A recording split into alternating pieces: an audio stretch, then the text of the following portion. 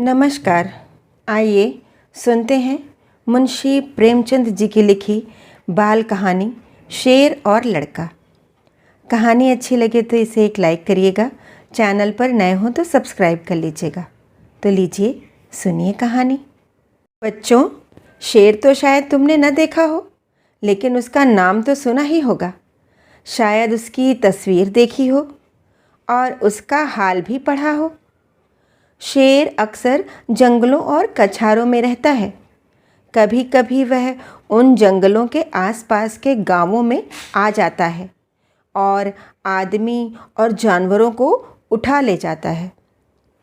कभी कभी उन जानवरों को मारकर खा जाता है जो जंगलों में चरने जाया करते हैं।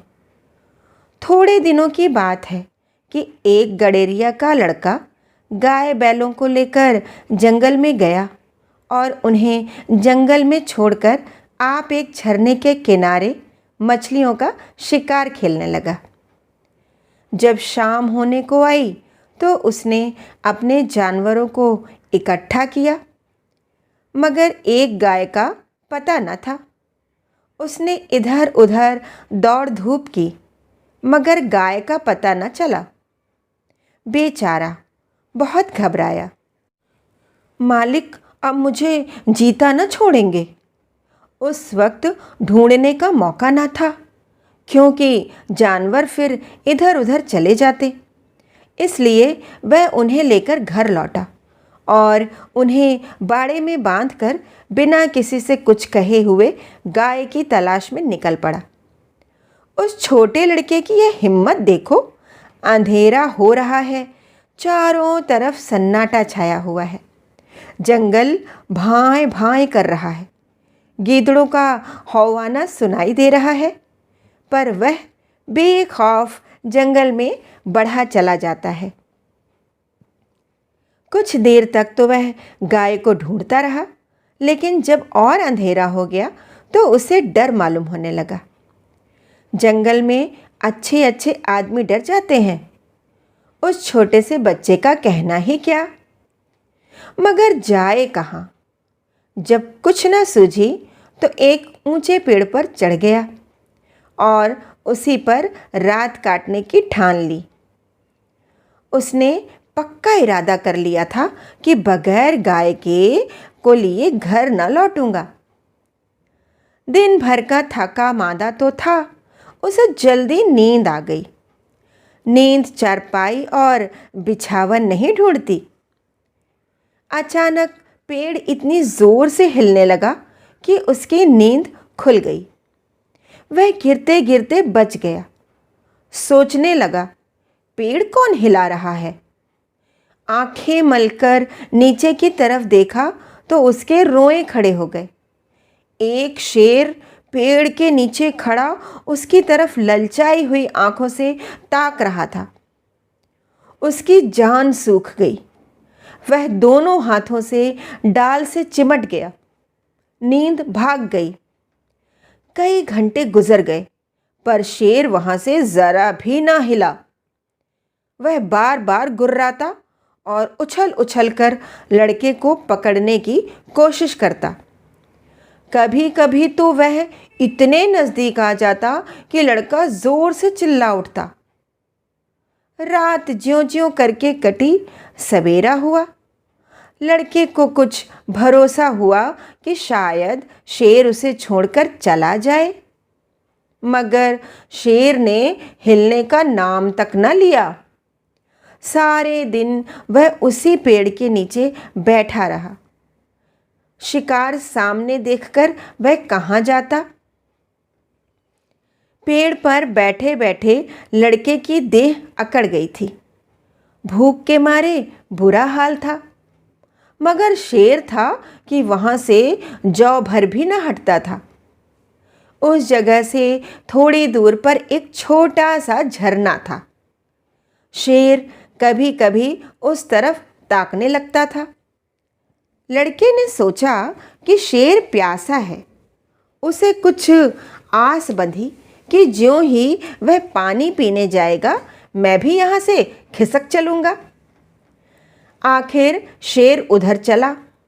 लड़का पेड़ पर से उतरने की फिक्र कर ही रहा था कि शेर पानी पीकर लौट आया। शायद उसने भी लड़के का मतलब समझ लिया था। वह आते ही इतनी जोर से चिल्लाया और ऐसा उछला कि लड़के के हाथ पांव ढीले पड़ गए, जैसे वह नीचे गिरा जा रहा हो। मालूम होता था हाथ पांव पेट में घुसे जा रहे हैं। ज्यों ज्यों करके वह दिन भी बीत गया। ज्यों ज्यों रात होती जाती थी, शेर की भूख भी तेज होती जाती थी। शायद उसे यह सोच सोचकर गुस्सा आ रहा था कि खाने की चीज़ सामने रखी है और मैं 2 दिन से भूखा बैठा हूँ। क्या आज भी एकादशी रहेगी? वह रात भी उसे ताकते ही बीत गई। तीसरा दिन भी निकल आया। मारे भूख के उसकी आंखों में तितलियां सी उड़ने लगीं। डाल पर बैठना भी उसे मुश्किल मालूम होता था। कभी कभी तो उसके जी में आता कि शेर मुझे पकड़ ले और खा जाए। उसने हाथ जोड़कर ईश्वर से विनय की, भगवान, क्या तुम मुझ गरीब पर दया न करोगे? शेर को भी थकावट मालूम हो रही थी। बैठे बैठे उसका जी ऊब गया। वह चाहता था किसी तरह जल्दी से शिकार मिल जाए। लड़के ने इधर उधर बहुत निगाह दौड़ाई कि कोई नजर आ जाए, मगर कोई नजर ना आया।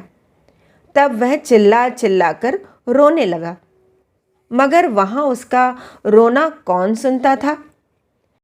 आखिर उसे एक तरकीब सूझी।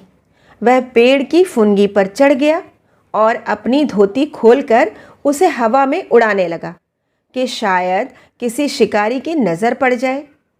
एकाएक वह खुशी से उछल पड़ा। उसकी सारी भूख, सारी कमज़ोरी गायब हो गई। कई आदमी झरने के पास खड़े उस उड़ती हुई झंडी को देख रहे थे। शायद उन्हें अचंभा हो रहा था कि जंगल के इस पेड़ पर झंडी कहाँ से आई। लड़के ने उन आदमियों को गिना, 1 2 3 4। जिस पेड़ पर लड़का बैठा था वहाँ की जमीन कुछ नीची थी। उसे ख्याल आया कि अगर वे लोग मुझे देख भी लें तो उनको यह कैसे मालूम होगा कि इसके नीचे 3 दिन का भूखा शेर बैठा हुआ है। अगर मैं उन्हें होशियार न कर दूं तो यह दुष्ट किसी न किसी को जरूर चट कर जाएगा। यह सोचकर वह पूरी ताकत से चिल्लाने लगा। उसकी आवाज़ सुनते ही वे लोग रुक गए और अपनी अपनी बंदूकें संभाल कर उसकी तरफ ताकने लगे। लड़के ने चिल्लाकर कहा, होशियार रहो, होशियार रहो, इस पेड़ के नीचे एक शेर बैठा हुआ है। शेर का नाम सुनते ही वे लोग संभल गए। चटपट बंदूकों में गोलियां भरी और चौकन्ने होकर आगे बढ़ने लगे। शेर को क्या खबर कि नीचे क्या हो रहा है। वह तो अपने शिकार की ताक में घात लगाए बैठा था। यकायक पैरों की आहट पाते ही वह चौंक उठा और उन चारों आदमियों को एक टोले की आड़ में देखा। फिर क्या कहना था, उसे मुंह मांगी मुराद मिली। भूख में सब्र कहाँ। वह इतने जोर से गरजा कि सारा जंगल हिल गया और उन आदमियों की तरफ जोर से जस्त मारी, मगर वे लोग पहले ही से तैयार थे। चारों ने एक साथ गोली चलाई। दन दन दन दन आवाज़ हुई। चिड़िया पेड़ों से उड़ उड़कर भागने लगी। लड़के ने नीचे देखा, शेर जमीन पर गिर पड़ा था। वह एक बार फिर उछला और फिर गिर पड़ा। फिर वह हिला तक नहीं। लड़के की खुशी का क्या पूछना। भूख प्यास का नाम तक ना था। चटपट पेड़ से उतरा तो देखा सामने उसका मालिक खड़ा है। वह रोता हुआ उसके पैरों पर गिर पड़ा। मालिक ने उसे उठाकर छाती से लगा लिया और बोला, क्या तू 3 दिन से इसी पेड़ पर था? लड़के ने कहा, हाँ। उतरता कैसे? शेर तो नीचे बैठा हुआ था। मालिक, हमने तो समझा था किसी शेर ने तुझे मारकर खा लिया। हम चारों आदमी 3 दिन से तुझे ढूंढ रहे हैं। तूने हमसे कहा तक नहीं और निकल खड़ा हुआ। लड़का, मैं डरता था गाय जो खोई थी। मालिक, अरे पागल, गाय तो उसी दिन आप चली आई थी। भूख प्यास से शक्ति तक न रहने पर भी लड़का हंस पड़ा। कहानी सुनने के लिए बहुत बहुत धन्यवाद।